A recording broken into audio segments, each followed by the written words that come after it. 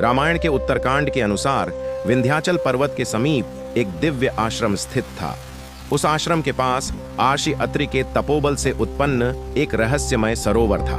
कहा जाता था कि जो भी पुरुष अहंकार से भरे मन से इस सरोवर में स्नान करेगा, उसका रूप और उसका भाग्य दोनों बदल जाएंगे। एक दिन दुर्धर्ष नाम का एक अत्यंत शक्तिशाली वानर उस स्थान पर पहुंचा। उसे अपने बल और पराक्रम पर अत्यधिक गर्व था। आर्षियों की चेतावनी को उसने हंसकर टाल दिया और अपने अहंकार में अंधा होकर वह उस सरोवर में कूद पड़ा। जैसे ही वह सरोवर से बाहर निकला, संसार की दृष्टि में वह वहीं नहीं रहा। उसका वानर रूप समाप्त हो चुका था और वह एक अनुपम सौंदर्य वाली स्त्री बन चुका था।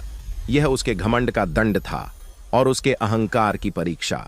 उसी समय आकाश मार्ग से देवराज इंद्र और चंद्रदेव वहां से गुजर रहे थे। दोनों उस स्त्री के अद्भुत सौंदर्य को देखकर मोहित हो गए। कालांतर में उसी स्त्री से दो महान वानरों का जन्म हुआ। देवराज इंद्र के तेज से उत्पन्न पहले वानर का नाम अंगद पड़ा।